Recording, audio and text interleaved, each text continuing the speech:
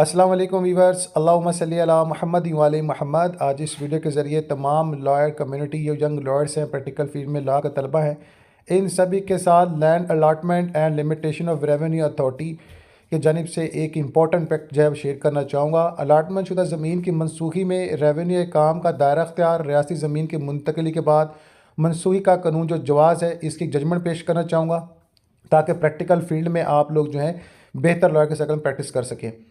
इससे पहले आप सबसे गुजारिश है, चैनल को सब्सक्राइब, बेल आइकन को प्रेस लाजम करें ताकि जो वीडियो मुझ तक पहुँचे बआसानी तक मैं आप पहुँचा सकूँ। Land allotment and limitation revenue authority powers in Pakistan के मुताबिक हम इस टॉपिक को शेयर करेंगे साबका जजमेंट्स की रोशनी में। तो ये जजमेंट आप लोगों के लिए बड़ी बेहतरीन होती हैं। आगे इसके रिलेटेड अगर कोई केस आपके पास फेस करने को आता है तो आप लोग इस जजमेंट के ज़रिए अपनी केस ग्राउंड को मजबूत बना सकते हैं। तो जजमेंट नंबर 2025 CLC 434 है।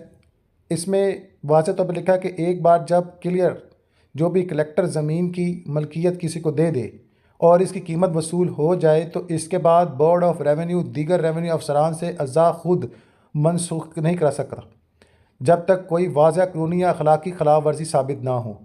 मुतलका फ़ैसले की रोशनी में कानूनी तजिया जायज़ा।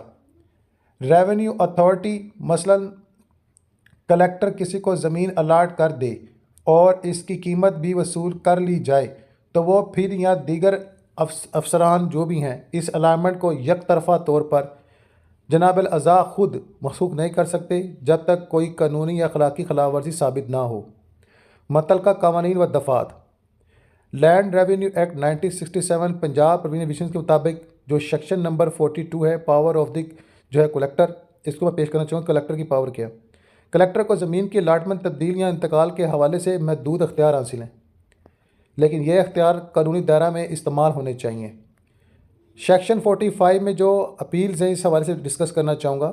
अगर किसी को कलेक्टर के फ़ैसले पर इतराज़ हो तो वो अपील कर सकता है, लेकिन कलेक्टर ख़ुद अपने साबका फ़ैसले को अज़ा खुद मनसूख नहीं कर सकता सिवाय मखसूस शराइत के। जनरल केसेस की बात की जाए तो इसमें बात करूं कि एक्ट 1897 सेक्शन 21 के मुताबिक अगरचा किसी अथॉरिटी को कोई हुक्म जारी करने का अख्तियार हासिल है किसको, कलेक्टर को, तो अमूमन तौर पर इसे वापस लेने का भी अख्तियार हासिल होता है, लेकिन अदालतें इस असूल को रेवेन्यू मामलात में महदूद मानती हैं अगर इससे किसी शहरी के हकूक़ मुतासर हो रहे हो तो। नेक्स्ट में हम बात करेंगे प्रिंसिपल ऑफ नेचुरल जस्टिस। अगर किसी को ज़मीन अलाट कर दी गई हो और इसने कीमत भी अदा कर दी हो तो एक कानूनी हक जनाब राइट रिस्ट्रिक्ट जो है बन जाता है, जिससे बग़ैर नोटिस या कानूनी वजह के वापस लेना खिलाफ कानून है। लीगल एनालिसिस की बात की करें तो कानूनी तज़िया ये है कि अलाटमेंट के बाद हक़ के मलकियत को डिस्कस करेंगे। अलाटमेंट के बाद जब कीमत अदा कर दी जाती है तो वो ज़मीन रियासत से मुंतकिल होकर फ़र्द की मलकियत में आ जाती है। इस मुकाम पर रियासत या रेवेन्यू अफसरान इस फैसले को वापस लेने के मजाज नहीं रहते। मनसूखी की महदूद गुंजाइश।